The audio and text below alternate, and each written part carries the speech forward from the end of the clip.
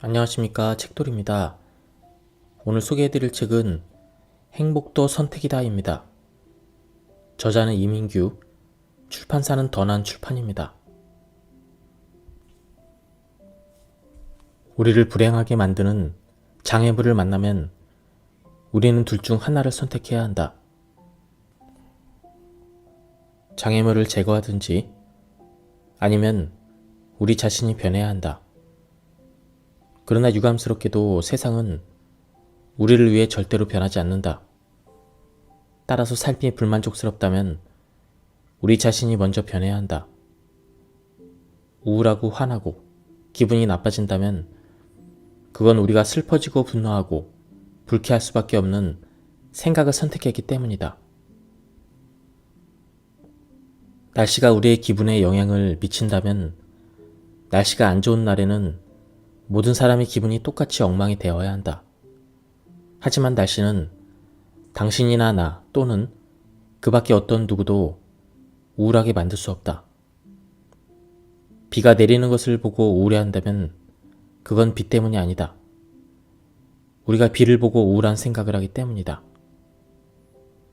어떤 사람 때문에 화가 난다고 말하는 사람들이 많지만 분노로 가득 찬 생각을 하지 않고 화가 날 수는 없다.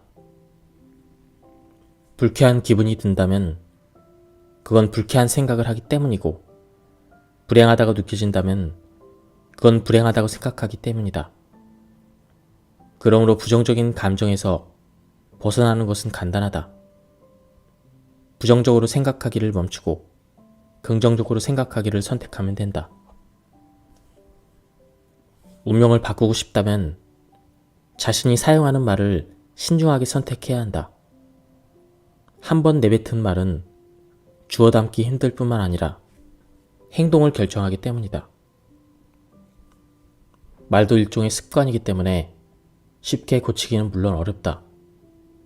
하지만 불가능한 것도 아니다. 겉으로 표현된 말을 바꾸기 위해서 필요한 전제 조건을 스스로가 충족시키면 된다. 바로 내면의 언어를 바꾸는 것이다. 생각은 내면의 언어로 만들어지며 그것이 말을 만들어내기 때문이다. 소통에는 크게 두 가지 유형이 있다. 한 가지는 우리가 이미 잘 알고 있는 대인 간의 소통이다. 또 한 가지는 내면적인 소통이며 이를 다른 말로는 자아 커뮤니케이션 또는 내면의 대화라고 한다. 다시 말해 내면의 대화란 인간 내부에 존재하는 자아와 자아끼리 주고받는 대화를 말한다. 우리 자신이 우리 자신과 주고받는 내면의 대화가 우리의 태도와 행동을 결정한다. 예를 들면 월요일 아침 마지못해 출근하는 사람은 자기 내부에서 다음과 같은 내면의 대화를 주고받는다. 아, 벌써 월요일이군. 정말 일어나기 싫어. 아유, 짜증나. 그렇지만 목구멍이 포도청이니 얼른 나가야겠지? 반면 즐거운 마음으로 집을 나서는 사람은 이와 다르다. 월요일이다. 갈 곳이 있고 할 일이 있어서 좋지? 맞아. 그러니까 힘들더라도 짜증내지 말자. 안 된다. 싫다. 못하겠다 등의 부정적인 말은 실패를 부르고 가능하다. 좋아. 해볼 거야. 이런 긍정적인 말은 성공을 가져온다. 그래서 행동을 바꾸려면 일단 일상에서 사용하는 말부터 바꿔야 한다. 행복한 사람과 불행한 사람의 차이는 그들이 사용하는 말에 있으며 사용하는 말을 관찰하면 그 사람이 어떤 사람인지 알 수 있다. 따라서 내가 어떤 상태에 있는지 알고 싶다면 자기가 평소에 어떤 단어를 습관적으로 사용하는지 관찰해야 한다. 그리고 더 나은 상태로 변화하기를 원한다면 사용하고 있는 단어부터 바꿔야 한다. 평소에 완전 짜증나, 나는 안 돼, 이런 부정적인 말을 습관적으로 말한다면 그 말이 어떤 결과를 초래할지 진지하게 생각해 봐야 한다. 습관적으로 사용하고 있는 부정적인 말들을 찾아 긍정적인 말로 대체하면 당신의 대뇌의 행복으로 통하는 신경 통로가 개설될 것이다. 이렇게 되면 언젠가 주변 사람들 뿐만 아니라 당신 스스로도 놀라는 일이 벌어질 것이다. 항공업계는 아주 오래전부터 단어가 행동에 미치는 영향력을 매우 잘 알고 있었다. 예컨대 기내식으로 쇠고기 스테이크를 준비하는데 재료가 별로 안 남아있고 닭고기가 훨씬 더 많이 남아있다. 그렇다면 승무원들은 승객들에게 남은 것은 닭고기밖에 없습니다. 이렇게 말하는 대신 이렇게 말한다. 손님, 살짝 익힌 버섯과 가벼운 크림 소스가 곁들인 양념이 잘 배인 닭가슴살과 쇠고기 스테이크가 있습니다. 어떤 것을 드시겠습니까? 승객의 선택은 불을 보듯 뻔하다. 또 다른 경우를 보자. 비행기가 고장이 났을 때 고지곳대로 비행기가 고장이 났습니다 라고 말하는 것과 항공기에 잠시 기술적 장애가 생겼습니다. 이렇게 말하는 것 중 어떤 표현이 승객을 더 안심시키고 더 침착하게 대처하도록 만들 수 있을까? 애인에게 걸핏하면 우리 헤어져라고 말한다면 그냥 해본 말이라고 할지라도 헤어질 가능성이 현저히 높아진다. 진심으로 애인과 헤어지고 싶은 것이 아니라면 헤어지자는 말 대신 감정을 누그러뜨릴 수 있는 다른 어휘로 대체해야 한다. 너무 힘들어서 죽고 싶은 생각이 들 때도 조금이라도 살고 싶은 생각이 든다면 절대로 죽어버리겠다는 말을 입 밖으로 꺼내서는 안 된다. 실제로 너무나 많은 사람들이 그 한마디의 말로 자신을 죽음으로 몰아갔기 때문이다. 인터넷에서 며느리가 시어머니에게 하는 거짓말 베스트라는 유머가 돌고 있다. 내용은 이렇다. 5위. 저도 어머님 같은 시어머니가 될래요. 4위. 전화 드렸는데 안 계시더라고요. 3위. 어머님이 만드신 음식이 제일 맛있어요. 2위. 용돈 적게 드려서 죄송해요. 1위. 어머님, 벌써 가시게요? 며칠 더 있다 가세요. 그렇다면 며느리들의 거짓말 베스트 영순위는 무엇일까요? 그건 어머님 사랑해요 라고 한다. 이 이야기를 읽으면서 나는 속없이 절대 이런 말은 못한다 라거나 아부하고는 거리가 멀다라고 말하고 싶은 사람이 있을지도 모른다. 그렇다면 속에 없는 말이지만 사랑한다라고 말할 수 있는 며느리와 그런 말은 손발이 오글거려서 꿈속에서도 할 수 없다는 진솔한 며느리 중 누가 더 시어머니와 남편을 더 사랑할 수 있을까? 그리고 사랑받을 수 있을까? 누가 더 행복한 결혼 생활을 할 수 있을까? 말할 것도 없이 전자할 것이다. 왜일까?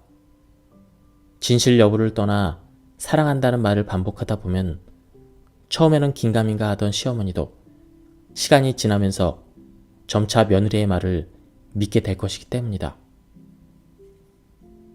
며느리로부터 처음 사랑한다는 말을 듣게 되면 시어머니는 속으로 이렇게 생각할지도 모른다. 너는 거짓말도 참 잘하는구나. 그러나 그 말을 조금 더 듣다 보면 마음에 없는 말을 저렇게 자주 하기는 어렵겠지? 하면서 긴가민가 할 것이다. 그 말을 계속 더 듣게 되면 맞아, 우리 며느리는 진심으로 나를 좋아하는 것이 틀림없어 라면서 며느리에 대한 시어머니의 태도는 조금씩 더 긍정적인 쪽으로 바뀌게 될 것이다. 그런 시어머니를 대하다 보면 어느 순간부터 며느리 역시 시어머니를 좋아하게 되고 그러다 보면 언젠가는 어머님 사랑해요 라는 그런 말이 정말로 마음속에서 우러나오게 될 것이다. 말이 씨가 된다는 속담처럼 말에는 대단한 예언자적 힘이 있다. 심지어 거짓으로 하는 말조차도 자꾸만 반복하다 보면 말한 대로 결과가 저절로 이루어지는데 이를 심리학에서는 자성 예언 또는 자기 이행적 예언이라고 한다. 한 20대 운전자가 경찰에 입건되었다. 이 운전자는 갑자기 끼어들기를 시도한 상대 차량 운전자가 이에 항의하는 자신에게 욕설을 하고 지나가자 그 차량에 다시 끼어들어 급제동을 시도하고 그래서 사고를 일으킨 것으로 드러났다. 그렇다면 이 운전자는 왜 급제동을 걸어서 뒤따르는 차로 하여금 추돌 사고를 일으키게 했을까? 그것은 내면의 대화 때문이다. 상대차가 끼어드는 순간 그의 머릿속에서는 이런 내면의 대화가 오갔을 것이다. 저게 미쳤나? 사람을 뭘로 보고? 가만두면 안 돼. 저런 녀석은 본때를 보여줘야 돼. 하지만 똑같은 상황에서도 전혀 다른 방식으로 내면의 대화를 주고받는 사람도 있다. 뭐지? 이렇게 갑자기 끼어들면 안 되지. 내 차를 못 봤나? 아니 급한 일이 있어서 어쩔 수 없이 그랬을지도 몰라. 가족 중에 누가 아파서 응급실로 가는 중일지도 몰라. 그러니까 그냥 이해하고 가자. 이처럼 우리 안에는 항상 서로 대립하는 두 개의 자아가 대화를 주고받는다. 부지런한 자아와 게으른 자아, 선한 자아와 악한 자아, 적극적인 자아와 소극적인 자아. 하나의 자아는 다른 자아의 생각을 강화시키기도 하고 약화시키기도 한다. 우리 모두는 내면의 언어로 자신에게 지시를 내린다. 그러므로 감정과 행동을 바꾸려면 먼저 내면의 언어를 바꿔야 한다. 자기 안에서 주고받는 대화에 주의를 기울이지 않으면 많은 문제가 발생한다. 우리 안에는 서로 대립되는 여러 가지 자아들이 있는데 이들이 어떤 식으로 대화를 하느냐에 따라 우리 행동이 달라지기 때문이다. 다른 사람들에게는 긍정적인 말을 많이 해주면서 자기 자신에게는 습관적으로 부정적인 말을 하는 사람들이 많이 있다. 우리가 분명히 알아두어야 할 게 있다. 다른 사람보다 자기 스스로에게 긍정적인 말을 들려주는 것이 더 중요하다. 부정적인 성격을 바꾸려면 자기 자신에게 다음과 같이 어휘를 살짝 바꿔서 말하면 된다. 소심하고 신경질적이고 산만하다. 이렇게 말하고 싶을 때 신중하고 감수성이 남다르고 호기심이 많다. 이렇게 말해주자. 말에는 견인력이 있다. 우리가 마음속에서 주고받는 내면의 대화는 생각을 만들어내고 생각은 행위를 유발한다. 말을 하는 주체는 사람이지만 말은 주인의 운명을 결정한다. 지금까지와는 다른 삶을 살고 싶다면 이따금 내면의 대화에 귀를 기울여야 한다. 지금껏 사용해왔던 부정적인 어휘들과 부정적인 대화들을 중단하고 긍정적인 단어를 선택하고 긍정적인 대화를 해야 한다. 유감스럽게도 너무나 많은 사람들이 자신에게 부족한 것을 생각하고 그것을 갈망하며 평생을 보낸다. 그리고 자신에 비하면 다른 사람들의 문제는 아무것도 아니라면서 자신의 불행을 과장하며 살아간다. 갖고 있는 것에 감사하지 못하는 사람은 결코 행복할 수 없다. 왜냐하면 갖고 있는 것에 대한 불만이 크면 클수록 행복은 점점 더 멀어지기 때문이다. 법정 스님은 생전에 이렇게 말했다. 행복의 비결은 필요한 것을 얼마나 갖고 있는가가 아니라 불필요한 것에서 얼마나 자유로워지는가에 있다. 어떤 상황에서도 위에 견주면 모자라고 아래에 견주면 남는다. 일체의 유심조라는 말이 있듯 행복을 찾는 오묘한 방법은 언제나 내 안에 있다. 행복해지려면 갖고 있지 못한 것이 아니라 이미 갖고 있는 것에 초점을 맞추고 그것에 최선을 다해야 한다. 만약 무엇이 있다면 하면서 갖고 있지 않은 것에 에너지를 소모할 것이 아니라 현재 갖고 있는 것으로 이것을 어떻게 제대로 활용할 것인가 여기에 초점을 맞춰야 한다. 독자적인 사상가는 자기만의 언어를 갖고 있고 뛰어난 과학자는 다른 사람과는 다른 독창적인 아이디어를 갖고 있다. 탁월한 경제적인 업적은 모두 차별화의 선물이며 위대한 개인들 역시 모두 다수 대중과 다르게 생각하고 다르게 행동한다. 다른 사람과 다르게 살고 싶다면 다른 길을 가야 한다. 그래야 자긍심과 자신감을 가질 수 있고 그것이 곧 행복한 삶으로 가는 중요한 선택이기 때문이다. 위대한 랍비 주스야 오브 하니폴은 진정한 삶을 살고 싶다면 다른 사람과 비교하지 말고 자기만의 삶을 살아야 한다면서 죽음을 맞이하는 순간 이렇게 말했다. 저 세상으로 가면 사람들이 나에게 왜 예수처럼 살지 않았냐고 묻지 않을 것입니다. 그들은 나에게 왜 당신 자신으로 살지 못했습니까? 라고 물을 것입니다. 그때 자신으로 살기 위해 그대가 지금 하고 있는 일은 무엇인가? 비관적인 생각을 갖고 있는 사람들은 자신에게 좋지 않은 일이 일어날 때마다 최악의 경우를 예상한다.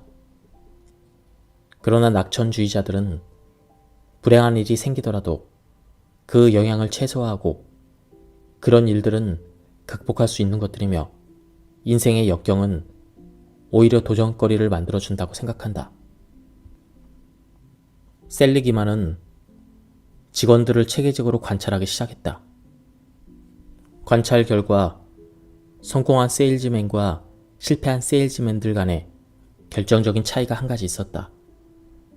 성공한 직원은 낙관적이었으며 실패하는 직원들은 비관적이었다. 특히 고객들에게 보험 가입을 권유했다가 거절당했을 때는 그 태도가 완전히 달랐다. 셀리그만은 보험회사 직원들이 혼자서 속으로 중얼거리는 자기 말하는 방식이 매우 다르다는 사실을 확인했다. 성과가 뛰어난 직원들은 거절당하고 난 뒤에 대개 이렇게 속으로 중얼거린다. 이 사람은 너무 바빠. 이 사람은 이미 다른 보험에 가입했지만 무슨 보험일 거야. 저녁 식사 중에 전화를 걸었나 봐. 그러나 비관적인 사람들은 달랐다. 그들은 이런 식으로 중얼거렸다. 난 안 되나 봐. 나는 재주가 없나 봐. 이러다가는 밥값도 제대로 못하겠어. 낙관적인 태도로 바꾸기 위해서는 어떻게 해야 하는지 살펴보자. 낙관적인 사람들과 비관적인 사람들은 나쁜 일을 겪고 난 뒤에 그 원인을 찾아야 할 때 다음에 3가지 차원에서 차이를 보인다. 첫째, 원인의 지속성을 판단하는 것이 다르다. 비관적인 사람들은 실패했을 때의 원인이 계속 지속될 것이라고 믿는 데 반해 낙관적인 사람들은 일시적이라고 믿는 경향이 있다. 예컨대 상사로부터 질책을 당하면 비관적인 사람들은 쉽게 바꿀 수 없는 그 사람의 성격 때문이라고 생각한다. 그러나 낙관적인 사람들은 수시로 바뀌는 상사의 기분이 그날따라 나빴기 때문이라고 생각한다. 둘째, 원인의 전반성 정도를 평가하는 것이 다르다. 앞에서 언급한 지속성이 시간적인 개념이라면 전반성은 공간적인 개념이다. 예컨대 데이트를 신청했는데 거절당했다고 치자. 비관적인 사람들은 한 여자에게 거절을 당하고 나면 세상의 모든 여자들도 자기를 싫어할 것이라고 생각하는 반면 낙관적인 사람들은 거절한 그 여자를 제외한 다른 여자들은 그렇지 않을 수도 있다고 생각한다. 셋째, 원인의 개인화 정도가 다르다. 문제가 발생하면 비관적인 사람들은 그 원인을 내부에서 찾고 낙관적인 사람들은 외부에서 찾는다. 예컨대 사람들 앞에서 발표할 때 긴장을 심하게 했다고 치자. 비관적인 사람들은 자신을 너무 발표력이 없고 무능하다는 등 모든 게 자신에게 문제가 있기 때문이라고 생각한다. 그러나 낙관적인 사람들은 다르다. 그들은 대중 앞에서 중요한 것을 발표할 때 긴장하는 것은 당연하다고 생각한다. 그러면서 다른 사람들도 똑같이 긴장하겠지만 겉으로 드러나지 않기 때문에 그들은 긴장하지 않은 것처럼 보일 뿐이라고 생각한다. 우리는 모두 살아가면서 수없이 많은 역할들을 맡게 된다. 남편으로서, 자식으로서, 상사로서, 친구로서 또는 고객으로서 다른 사람들의 요구에 대처하며 그 과정에서 이런저런 좌절을 겪게 된다. 하지만 똑같은 좌절을 겪어도 어떤 사람은 쉽게 무력감에 빠지지만 어떤 사람은 더 적극적으로 행동해서 상황을 변화시킨다. 일에 대한 통제력을 자신에게 부여하기 때문이다. 예컨대 상사의 질책을 받아 화가 나더라도 대개 상사의 면전에서는 화를 내지 않을 것이다. 겉으로 보기에는 똑같이 참는 것처럼 보여도 참는 것을 스스로 선택했다고 생각하는 사람은 스트레스를 적게 받는다. 그러나 어쩔 수 없이 참을 수밖에 없다고 생각하는 사람은 심한 좌절감을 겪는다. 전자는 상사와의 관계를 주도적으로 개선할 수 있다는 통제권을 자기가 갖고 있다고 믿지만 후자는 통제감을 이미 상실했기 때문이다. 자기를 위하는 일조차도 다른 사람 때문에 어쩔 수 없이 해야 된다는 그런 생각을 한다면 짜증이 나지만 남이 시킨 일이라도 자신에게 도움이 되기 때문에 스스로 선택했다고 생각하면 그 일을 하고 싶은 의욕이 생긴다. 우리는 어떤 상황이 우리를 불행하게 만든다고 믿지만 사실은 그렇지 않다. 어떤 사람 때문에 화가 난다면 그건 그 일에 대한 내 생각 때문이다. 너 때문에 화가 난다는 말을 모든 감정은 자신의 선택에서 비롯된다는 방식으로 다시 고쳐 써보면 이렇게 될 것이다. 안 그럴 수도 있지만 지금은 화를 내고 싶다. 난 화를 낼 거야. 화를 내면 사람들이 더 이상 날 함부로 대하지 못하거든. 시도 때도 없이 화를 내는 사람들이 있다. 화를 낼 경우가 아닌데도 화를 낸다는 것이다. 왜 그럴까?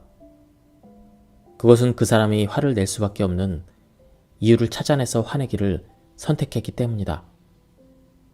그러므로 화내는 버릇을 고치고 싶다면 화를 낼 수밖에 없는 이유를 찾는 대신 화를 내지 말아야 할 이유를 찾아야 한다. 그리고 화내지 않기를 선택하면 된다. 모든 것은 자신이 선택하는 것이다. 우리는 옷 입는 순서, 인사를 할 것인지 무시할지, 이 책을 계속 읽을지 말지를 선택할 수가 있다. 그러므로 우리는 자신의 정신세계도 통제할 수 있다. 누가 우리에게 빨간 양말을 떠올리세요라고 말해도 우리는 얼마든지 그 요구를 따르지 않고 파란색 양말을 떠올릴 수 있다. 양말 대신 모자를 떠올릴 수도 있고 내가 원하는 그 어떤 것도 내 마음대로 선택할 수가 있다. 마찬가지로 출근하면서 즐거운 하루를 선택할 수 있다. 예를 들어 지하철을 타고 출근을 한다면 승객들 틈을 비집고 들어가 겨우 발을 딛고 서서 자신을 즐겁게 하는 10가지를 찾아서 이렇게 속으로 중얼거릴 수 있다. 교통체증 걱정 없이 이렇게 지하철을 타고 있다. 사랑하는 가족이 있다. 일할 수 있는 직장도 있다. 아직 건강하다. 무뚝뚝하지만 유능한 상사가 있다. 이처럼 행복해지기로 선택한다면 우리는 매일 아침 가정에서 그리고 일터에서 들어설 때도 즐거운 사람이 된다. 그러면 우리 자신뿐만 아니라 매일 같이 사는 가족 그리고 동료와 고객들까지 즐겁게 만들 수가 있다. 영국 웨스트민스터 대성당에는 이런 묘비가 있다고 합니다. 내가 젊고 자유로워서 상상력의 한계가 없을 때 나는 세상을 변화시키겠다는 꿈을 가졌다. 좀 더 나이가 들고 지혜를 얻었을 때 나는 세상이 변하지 않을 것이라는 것을 알았다. 그리고 내 시야를 약간 좁혀서 내가 살고 있는 나라를 변화시키겠다고 결심했다. 그러나 그건 역시 불가능한 일이었다. 황혼의 나이가 되었을 때 나는 마지막 시도로 나와 가장 가까운 내 가족을 변화시키겠다고 마음을 정했다. 그러나 아무것도 달라지지 않았다. 이제 죽음을 맞이하기 위해서 자리에 누운 나는 문득 깨닫는다. 만약 내가 나 자신을 먼저 변화시켰더라면 그것을 보고 내 가족이 변화되었을 것을, 또한 그것에 용기를 내어 내 나라를 좀 더 좋은 곳으로 바꿀 수 있었을 것을, 그리고 누가 아는가, 세상까지도 변화되었을지. 남의 불행이 곧 나의 행복이라는 말이 있다. 부부싸움이 심한 이웃들을 보면서 이 정도라면 우리는 그런 데를 원만하다라고 생각할 수 있으며, 중병의 고통에 신음하는 환자를 대할 때 새삼 자신의 건강에 대한 고마움을 느낀다. 비극적인 주제를 다룬 영화가 관객에게 인기를 끄는 이유가 있다. 영화를 보는 동안에는 내내 슬픔에 젖어 눈물을 흘렸으나 극장을 나서면 괴롭고 고통스럽기보다는 왠지 후련해지고 바깥 세상이 아름답게 보인다. 그것은 영화를 보는 동안 주인공이 겪는 역경이나 불행을 자신과 동일시하기 때문에 함께 울고 웃으면서 자연스레 자신의 감정을 정화시킬 수 있어서이다. 아울러 주인공의 처지와 자신의 처지를 비교하면서 스스로 위안을 삼고 스스로 구원하는 것을 생각하기 때문이다. 다른 사람이 갖고 있지 못한 것에 눈을 돌리면 내가 갖고 있는 것이 얼마나 많은지를 생각할 수 있다. 그리고 그것들을 당연하게 여기지 않고 감사하는 마음을 갖게 된다. 그리하여 우리는 자신과 다른 사람을 위해 더 많은 일을 할 수 있다. 불행하다고 생각할 때 더 처참한 상황을 상상하면 우리가 겪는 고통이 훨씬 더 가벼워진다. 그대가 괴로울 때는 언제이고 괴로움에서 벗어나기 위해서 떠올릴 수 있는 더 처참한 상황은 무엇인가? 요즘에는 기업도 직원들의 약점이 아니라 강점에 초점을 맞춰야 생산성을 더욱더 효과적으로 높일 수가 있다. 많은 기업들이 근무 태도를 개선하고 직원들의 창의성을 높이기 위해 수많은 시간과 엄청난 예산을 투자하고 있지만 생각보다는 효과가 없다. 주로 약점 기반의 접근 방법을 선택하기 때문이다.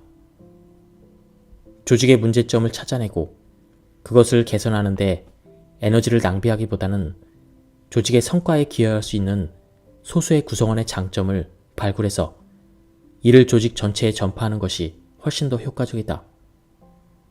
이런 식의 장점 기반 접근법을 긍정 탐구 기법이라고 한다.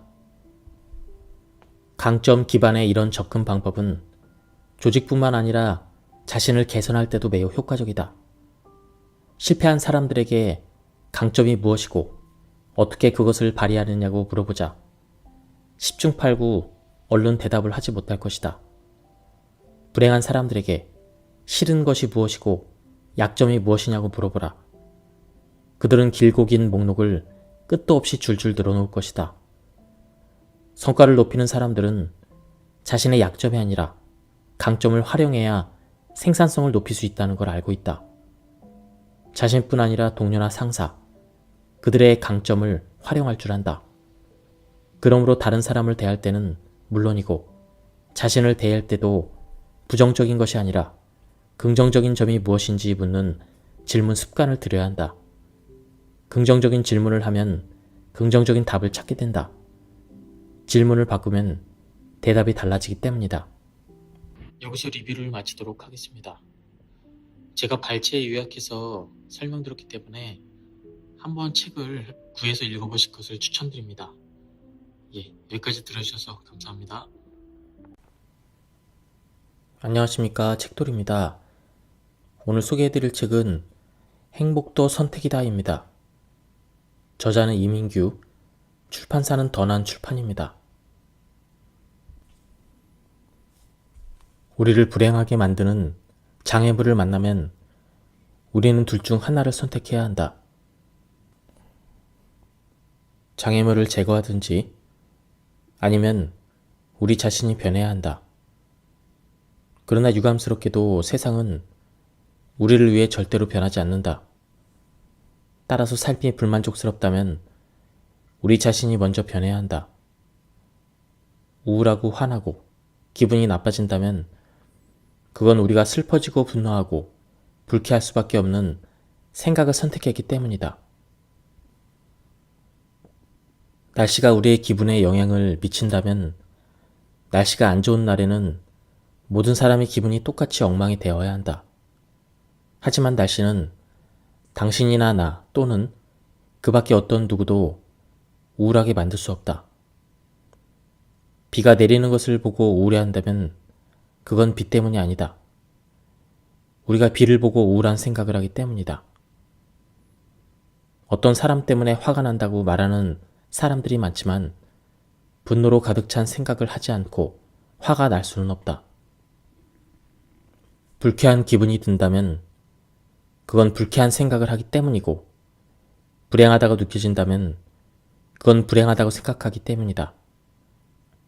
그러므로 부정적인 감정에서 벗어나는 것은 간단하다. 부정적으로 생각하기를 멈추고 긍정적으로 생각하기를 선택하면 된다. 운명을 바꾸고 싶다면 자신이 사용하는 말을 신중하게 선택해야 한다. 한 번 내뱉은 말은 주워 담기 힘들 뿐만 아니라 행동을 결정하기 때문이다. 말도 일종의 습관이기 때문에 쉽게 고치기는 물론 어렵다. 하지만 불가능한 것도 아니다. 겉으로 표현된 말을 바꾸기 위해서 필요한 전제 조건을 스스로가 충족시키면 된다. 바로 내면의 언어를 바꾸는 것이다. 생각은 내면의 언어로 만들어지며 그것이 말을 만들어내기 때문이다. 소통에는 크게 두 가지 유형이 있다. 한 가지는 우리가 이미 잘 알고 있는 대인 간의 소통이다. 또 한 가지는 내면적인 소통이며 이를 다른 말로는 자아 커뮤니케이션 또는 내면의 대화라고 한다. 다시 말해 내면의 대화란 인간 내부에 존재하는 자아와 자아끼리 주고받는 대화를 말한다. 우리 자신이 우리 자신과 주고받는 내면의 대화가 우리의 태도와 행동을 결정한다. 예를 들면 월요일 아침 마지못해 출근하는 사람은 자기 내부에서 다음과 같은 내면의 대화를 주고받는다. 아, 벌써 월요일이군. 정말 일어나기 싫어. 아유, 짜증나. 그렇지만 목구멍이 포도청이니 얼른 나가야겠지? 반면 즐거운 마음으로 집을 나서는 사람은 이와 다르다. 월요일이다. 갈 곳이 있고 할 일이 있어서 좋지? 맞아. 그러니까 힘들더라도 짜증내지 말자. 안 된다. 싫다. 못하겠다 등의 부정적인 말은 실패를 부르고 가능하다. 좋아. 해볼 거야. 이런 긍정적인 말은 성공을 가져온다.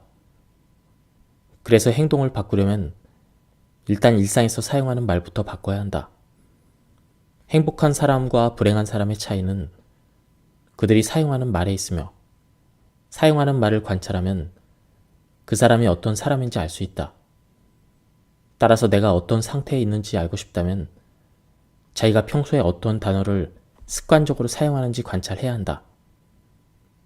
그리고 더 나은 상태로 변화하기를 원한다면 사용하고 있는 단어부터 바꿔야 한다.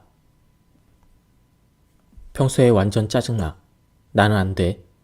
이런 부정적인 말을 습관적으로 말한다면 그 말이 어떤 결과를 초래할지 진지하게 생각해 봐야 한다. 습관적으로 사용하고 있는 부정적인 말들을 찾아 긍정적인 말로 대체하면 당신의 대뇌의 행복으로 통하는 신경 통로가 개설될 것이다. 이렇게 되면 언젠가 주변 사람들 뿐만 아니라 당신 스스로도 놀라는 일이 벌어질 것이다. 항공업계는 아주 오래전부터 단어가 행동에 미치는 영향력을 매우 잘 알고 있었다. 예컨대 기내식으로 쇠고기 스테이크를 준비하는데 재료가 별로 안 남아있고 닭고기가 훨씬 더 많이 남아있다. 그렇다면 승무원들은 승객들에게 남은 것은 닭고기밖에 없습니다. 이렇게 말하는 대신 이렇게 말한다. 손님, 살짝 익힌 버섯과 가벼운 크림 소스가 곁들인 양념이 잘 배인 닭가슴살과 쇠고기 스테이크가 있습니다. 어떤 것을 드시겠습니까? 승객의 선택은 불을 보듯 뻔하다. 또 다른 경우를 보자. 비행기가 고장이 났을 때 고지곳대로 비행기가 고장이 났습니다 라고 말하는 것과 항공기에 잠시 기술적 장애가 생겼습니다. 이렇게 말하는 것 중 어떤 표현이 승객을 더 안심시키고 더 침착하게 대처하도록 만들 수 있을까? 애인에게 걸핏하면 우리 헤어져라고 말한다면 그냥 해본 말이라고 할지라도 헤어질 가능성이 현저히 높아진다. 진심으로 애인과 헤어지고 싶은 것이 아니라면 헤어지자는 말 대신 감정을 누그러뜨릴 수 있는 다른 어휘로 대체해야 한다. 너무 힘들어서 죽고 싶은 생각이 들 때도 조금이라도 살고 싶은 생각이 든다면 절대로 죽어버리겠다는 말을 입 밖으로 꺼내서는 안 된다. 실제로 너무나 많은 사람들이 그 한마디의 말로 자신을 죽음으로 몰아갔기 때문이다. 인터넷에서 며느리가 시어머니에게 하는 거짓말 베스트라는 유머가 돌고 있다. 내용은 이렇다. 5위. 저도 어머님 같은 시어머니가 될래요. 4위. 전화 드렸는데 안 계시더라고요. 3위. 어머님이 만드신 음식이 제일 맛있어요. 2위. 용돈 적게 드려서 죄송해요. 1위. 어머님, 벌써 가시게요? 며칠 더 있다 가세요. 그렇다면 며느리들의 거짓말 베스트 0순위는 무엇일까요? 그건 어머님 사랑해요 라고 한다. 이 이야기를 읽으면서 나는 속없이 절대 이런 말은 못한다 라거나 아부하고는 거리가 멀다라고 말하고 싶은 사람이 있을지도 모른다.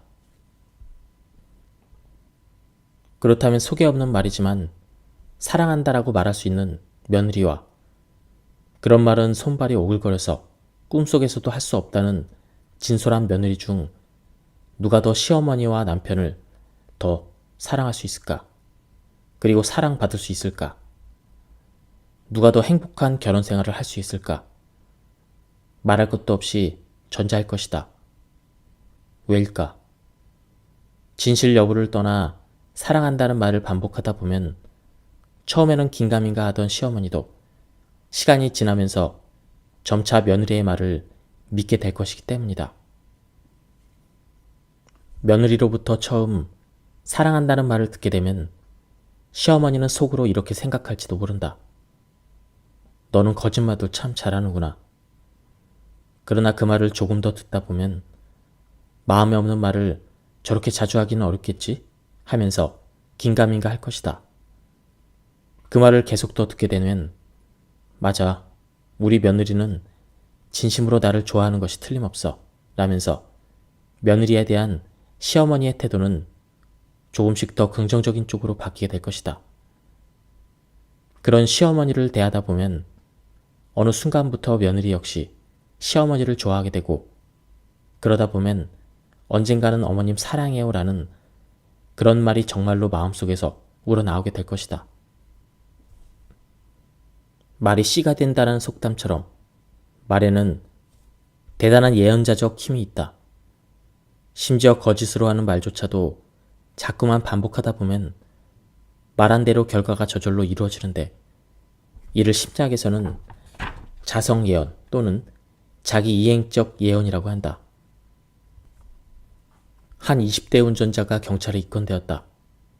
이 운전자는 갑자기 끼어들기를 시도한 상대 차량 운전자가 이에 항의하는 자신에게 욕설을 하고 지나가자 그 차량에 다시 끼어들어 급제동을 시도하고 그래서 사고를 일으킨 것으로 드러났다.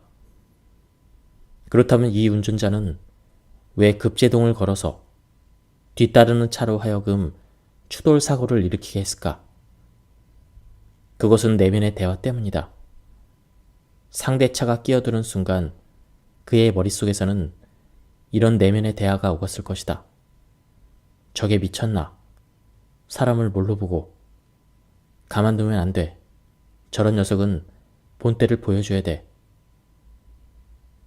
하지만 똑같은 상황에서도 전혀 다른 방식으로 내면의 대화를 주고받는 사람도 있다. 뭐지? 이렇게 갑자기 끼어들면 안 되지. 내 차를 못 봤나? 아니, 급한 일이 있어서 어쩔 수 없이 그랬을지도 몰라. 가족 중에 누가 아파서 응급실로 가는 중일지도 몰라. 그러니까 그냥 이해하고 가자. 이처럼 우리 안에는 항상 서로 대립하는 두 개의 자아가 대화를 주고받는다. 부지런한 자아와 게으른 자아, 선한 자아와 악한 자아, 적극적인 자아와 소극적인 자아. 하나의 자아는 다른 자아의 생각을 강화시키기도 하고 약화시키기도 한다. 우리 모두는 내면의 언어로 자신에게 지시를 내린다. 그러므로 감정과 행동을 바꾸려면 먼저 내면의 언어를 바꿔야 한다. 자기 안에서 주고받는 대화에 주의를 기울이지 않으면 많은 문제가 발생한다. 우리 안에는 서로 대립되는 여러 가지 자아들이 있는데 이들이 어떤 식으로 대화를 하느냐에 따라 우리 행동이 달라지기 때문이다. 다른 사람들에게는 긍정적인 말을 많이 해주면서 자기 자신에게는 습관적으로 부정적인 말을 하는 사람들이 많이 있다. 우리가 분명히 알아두어야 할 게 있다. 다른 사람보다 자기 스스로에게 긍정적인 말을 들려주는 것이 더 중요하다. 부정적인 성격을 바꾸려면 자기 자신에게 다음과 같이 어휘를 살짝 바꿔서 말하면 된다.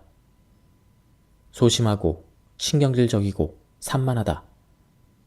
이렇게 말하고 싶을 때 신중하고 감수성이 남다르고 호기심이 많다. 이렇게 말해주자. 말에는 견인력이 있다. 우리가 마음속에서 주고받는 내면의 대화는 생각을 만들어내고 생각은 행위를 유발한다. 말을 하는 주체는 사람이지만 말은 주인의 운명을 결정한다. 지금까지와는 다른 삶을 살고 싶다면 이따금 내면의 대화에 귀를 기울여야 한다. 지금껏 사용해왔던 부정적인 어휘들과 부정적인 대화들을 중단하고 긍정적인 단어를 선택하고 긍정적인 대화를 해야 한다. 유감스럽게도 너무나 많은 사람들이 자신에게 부족한 것을 생각하고 그것을 갈망하며 평생을 보낸다. 그리고 자신에 비하면 다른 사람들의 문제는 아무것도 아니라면서 자신의 불행을 과장하며 살아간다.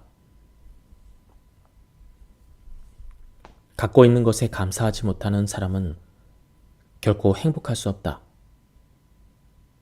왜냐하면 갖고 있는 것에 대한 불만이 크면 클수록 행복은 점점 더 멀어지기 때문이다. 법정 스님은 생전에 이렇게 말했다. 행복의 비결은 필요한 것을 얼마나 갖고 있는가가 아니라 불필요한 것에서 얼마나 자유로워지는가에 있다. 어떤 상황에서도 위에 견주면 모자라고 아래에 견주면 남는다.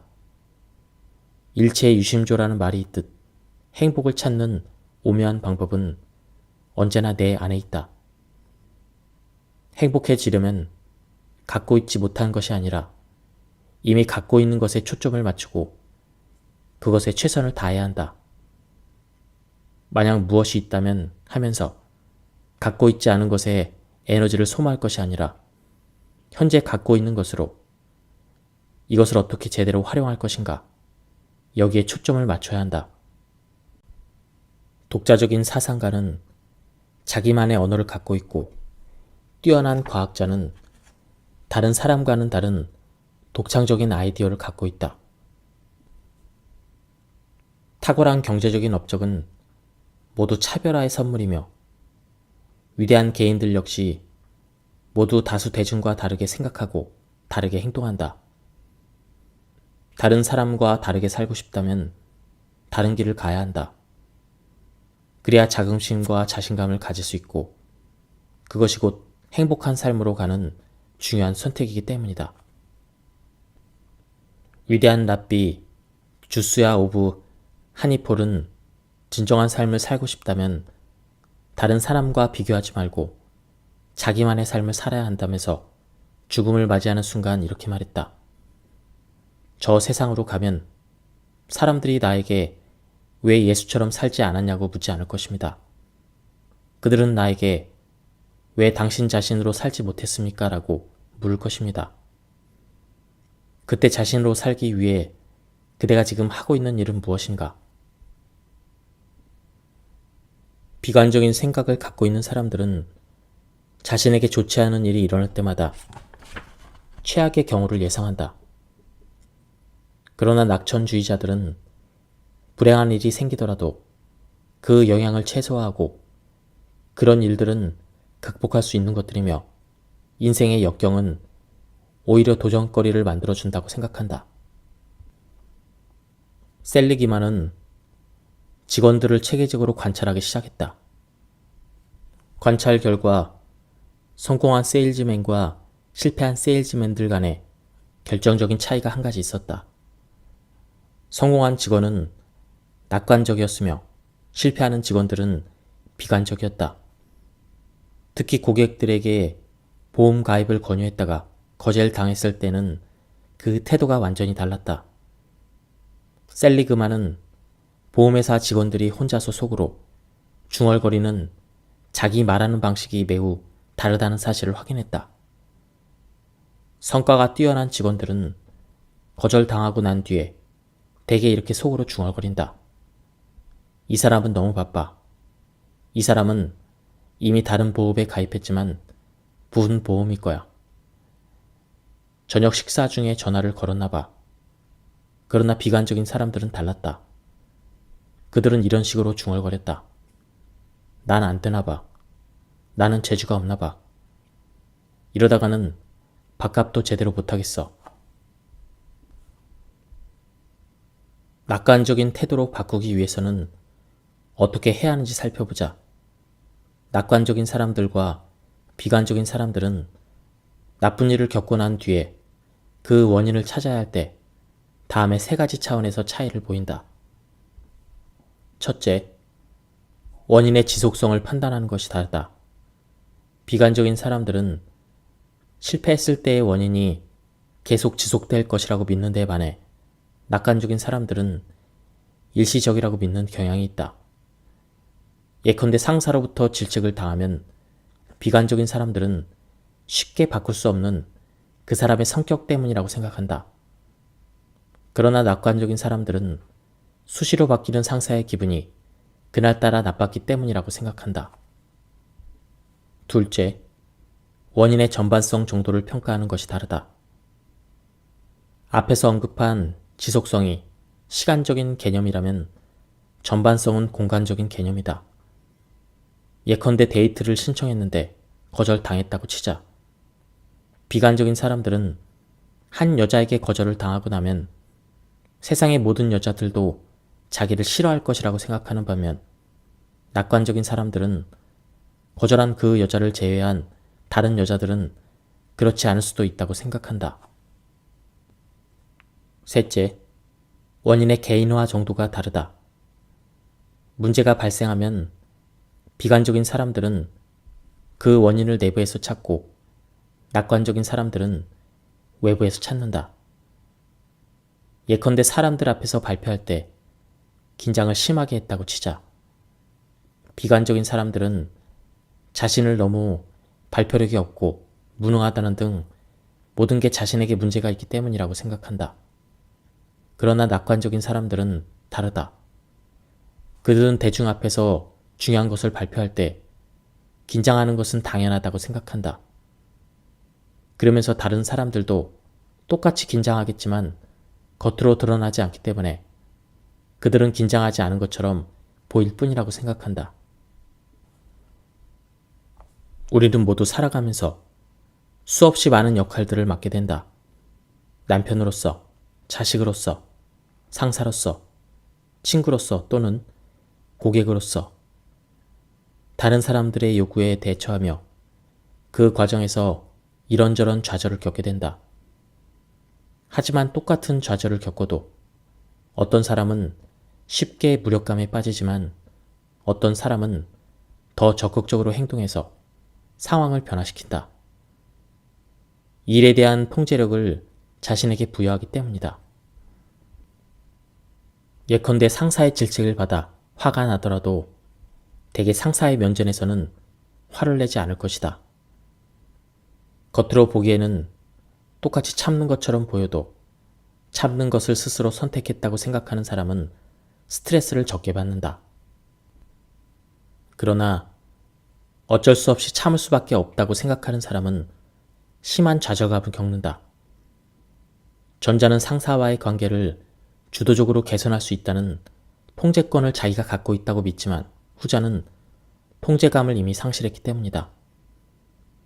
자기를 위하는 일조차도 다른 사람 때문에 어쩔 수 없이 해야 된다는 그런 생각을 한다면 짜증이 나지만 남이 시킨 일이라도 자신에게 도움이 되기 때문에 스스로 선택했다고 생각하면 그 일을 하고 싶은 의욕이 생긴다. 우리는 어떤 상황이 우리를 불행하게 만든다고 믿지만 사실은 그렇지 않다. 어떤 사람 때문에 화가 난다면 그건 그 일에 대한 내 생각 때문이다. 너 때문에 화가 난다는 말을 모든 감정은 자신의 선택에서 비롯된다는 방식으로 다시 고쳐 써보면 이렇게 될 것이다. 안 그럴 수도 있지만 지금은 화를 내고 싶다. 난 화를 낼 거야. 화를 내면 사람들이 더 이상 날 함부로 대하지 못하거든. 시도 때도 없이 화를 내는 사람들이 있다. 화를 낼 경우가 아닌데도 화를 낸다는 것이다. 왜 그럴까? 그것은 그 사람이 화를 낼 수밖에 없는 이유를 찾아내서 화내기를 선택했기 때문이다. 그러므로 화내는 버릇을 고치고 싶다면 화를 낼 수밖에 없는 이유를 찾는 대신 화를 내지 말아야 할 이유를 찾아야 한다. 그리고 화내지 않기를 선택하면 된다. 모든 것은 자신이 선택하는 것이다. 우리는 옷 입는 순서, 인사를 할 것인지 무시할지, 이 책을 계속 읽을지 말지를 선택할 수가 있다. 그러므로 우리는 자신의 정신세계도 통제할 수 있다. 누가 우리에게 빨간 양말을 떠올리세요라고 말해도 우리는 얼마든지 그 요구를 따르지 않고 파란색 양말을 떠올릴 수 있다. 양말 대신 모자를 떠올릴 수도 있고 내가 원하는 그 어떤 것도 내 마음대로 선택할 수가 있다. 마찬가지로 출근하면서 즐거운 하루를 선택할 수 있다. 예를 들어 지하철을 타고 출근을 한다면 승객들 틈을 비집고 들어가 겨우 발을 딛고 서서 자신을 즐겁게 하는 10가지를 찾아서 이렇게 속으로 중얼거릴 수 있다.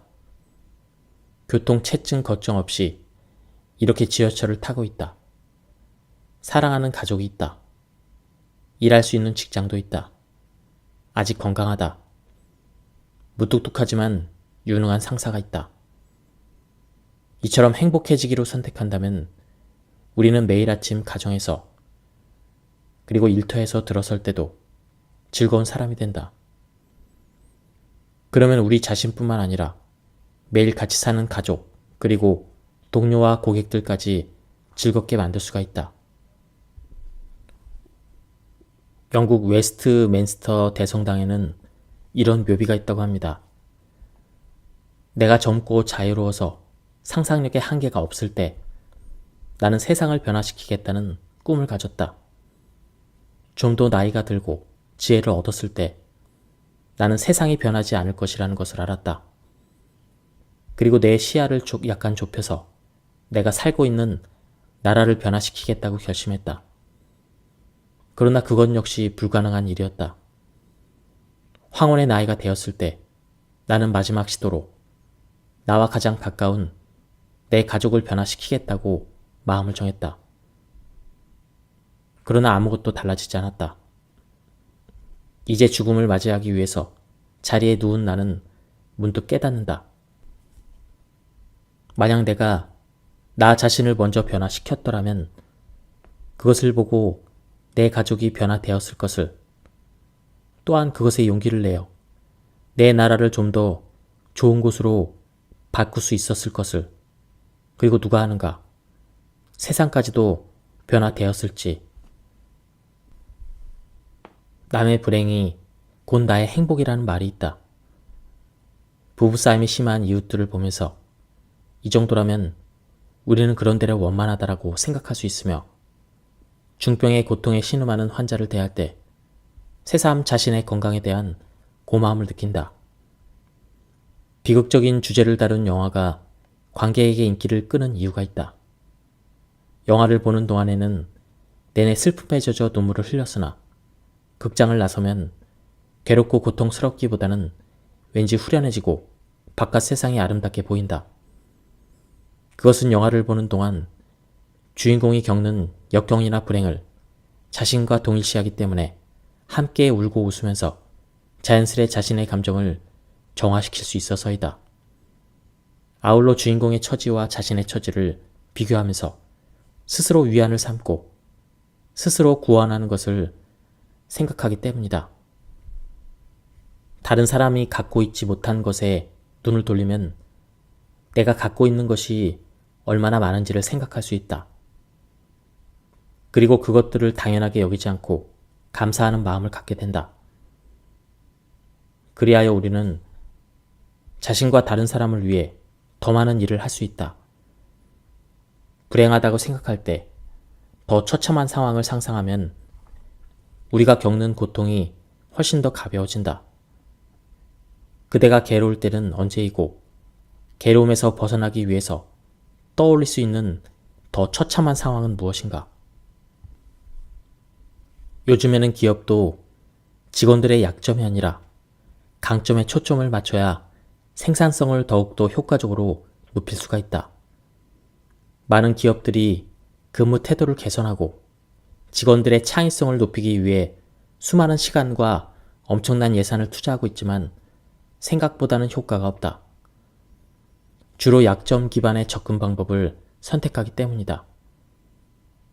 조직의 문제점을 찾아내고 그것을 개선하는데 에너지를 낭비하기보다는 조직의 성과에 기여할 수 있는 소수의 구성원의 장점을 발굴해서 이를 조직 전체에 전파하는 것이 훨씬 더 효과적이다. 이런 식의 장점 기반 접근법을 긍정 탐구 기법이라고 한다. 강점 기반의 이런 접근 방법은 조직뿐만 아니라 자신을 개선할 때도 매우 효과적이다. 실패한 사람들에게 강점이 무엇이고 어떻게 그것을 발휘하느냐고 물어보자 10중 8구 얼른 대답을 하지 못할 것이다. 불행한 사람들에게 싫은 것이 무엇이고 약점이 무엇이냐고 물어보라. 그들은 길고 긴 목록을 끝도 없이 줄줄 늘어놓을 것이다. 성과를 높이는 사람들은 자신의 약점이 아니라 강점을 활용해야 생산성을 높일 수 있다는 걸 알고 있다. 자신뿐 아니라 동료나 상사, 그들의 강점을 활용할 줄 안다. 그러므로 다른 사람을 대할 때는 물론이고 자신을 대할 때도 부정적인 것이 아니라 긍정적인 점이 무엇인지 묻는 질문 습관을 들여야 한다. 긍정적인 질문을 하면 긍정적인 답을 찾게 된다. 질문을 바꾸면 대답이 달라지기 때문이다. 여기서 리뷰를 마치도록 하겠습니다. 제가 발췌에 요약해서 설명드렸기 때문에 한번 책을 구해서 읽어보실 것을 추천드립니다. 예, 여기까지 들어주셔서 감사합니다.